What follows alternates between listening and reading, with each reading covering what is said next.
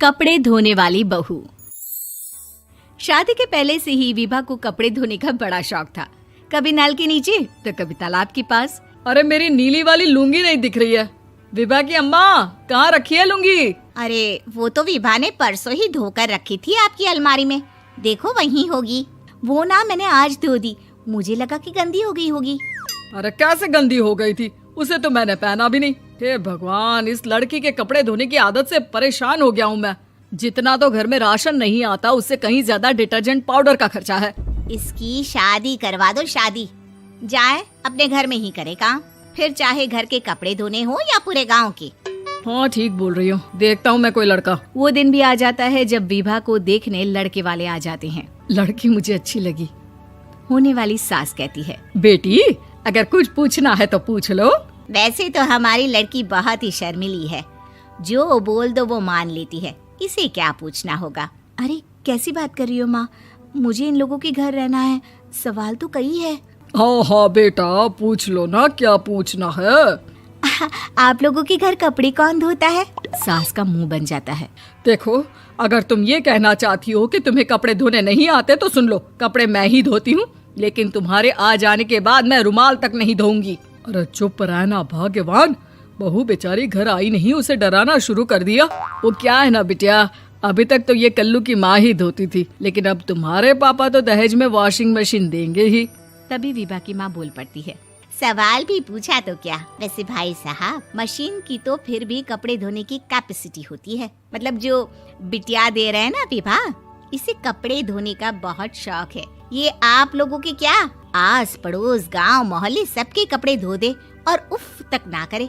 बाहर देखा नहीं आपने कितने कपड़े सूख रहे हैं? सब हमारी बिटिया ने ही तो धोए हैं। बस भी करो ना माँ, शर्म आ रही इतनी तारीफ सुनकर। और तो और एक दाग निकाल कर दिखाओ तो मान जाओ। हाँ अच्छा, माफ करना बेटा, मैंने गलत समझा।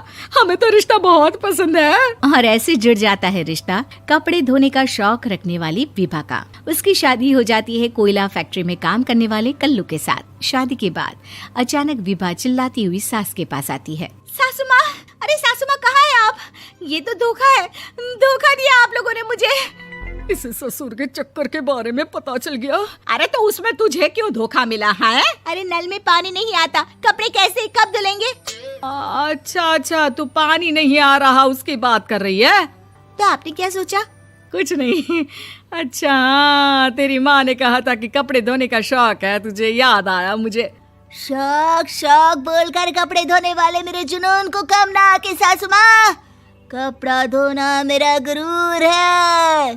तभी पति भी वहाँ आ जाता है। अभी मैंने इसे सनी देओल की फिल्म दिखाई है, उसी के डायलॉग मार रही है माँ। अच्छा सुन, साफ बता रही हूँ, पानी सुबह 4 से 6 और शाम को 10 से 12 आता है, समझी? विभा टाइमिंग सुनकर हैरान हो जाती है। ये क्या भूतों का मोहल्ला है? सुबह 4 बजे उठकर कौन कपड़े धोता है? 4 बजे टंकी में पानी जाता है, फिर सारा दिन धोना ना, किसने मना किया? अरे कैसी बात कर रही हैं? 200 लीटर की टंकी में कितने कपड़े धो लूंगी मैं? सुबह ही उठ जाऊंगी मैं। अब क्या था, विभा सुबह 4 से लेकर रात के 12 बजे तक कपड़े ही धोती रहती। एक रोज सास पड़ोस से निकलकर कहीं जा रही होती है कि साथ वाली कहती है, हाँ कल्लू की माँ, जरा ये बताओ कि 2 साड़ी है, 2 ब्लाउज और एक पेटीकोट और एक नाड़े वाला लंबा कच्छा। हाँ तो? अरे तो क्या, कितना लोगी धुलाई ये बताओ। धोबन दिख रहे हैं हम क्या? हमारे पति सरकारी नौकरी से अभी रिटायर हुए हैं और बेटा सुपरवाइजर है कोयला फैक्ट्री में। धोबन समझ रखा है हमें। हाय रे कल्लू की अम्मा, माफ कर दो, वो तो मोहल्ले में यही सब बता रहे थे कि तुमने बहू को कपड़ा धुलवाने के काम में लगा दिया है। सास को पड़ोसन की बात सुनकर गुस्सा आ जाता है। वो घर पहुंचती है जहां घर के बाहर ही इतने सारे कपड़े सूख रहे होते हैं जितने कि किसी धोबन के घर पर। अरे ओ कल्लू की दुल्हन, बाहर निकल।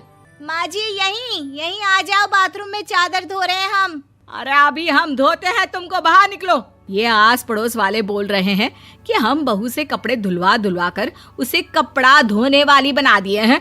अरे छोड़ो ना माँ जी, किन लोगों की बातों में आती हो? आस पास के लोगों का तो काम ही होता है कि वो किसी तरह सास बहू को लड़ा दे। बहू सारे घर के कपड़े धोती है, ये क्या कम है? बोलिए। सास को भी लग जाता है कि वो बहू का ये सनकीपन नहीं छुड़वा सकती, इससे अच्छा है कि खुद ही चुप हो जाए।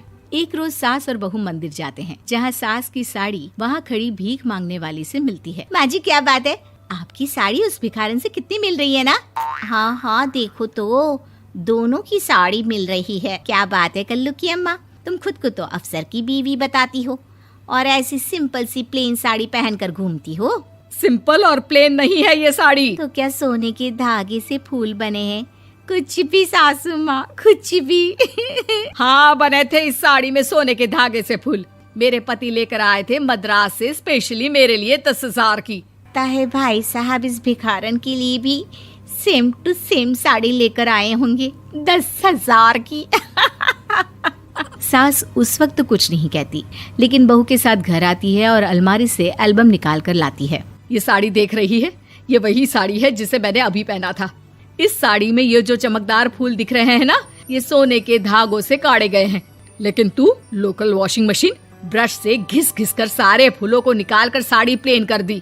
मुझे माफ कर दीजिए सासू माँ। और तो और, जब मैंने तुझे तेरी गलती के लिए कुछ नहीं कहा, लेकिन तूने तो सबके सामने मेरा मजाक ही बना दिया। क्यों? बहू को समझ में आ जाता है कि अब से उसका कपड़े धोना बंद।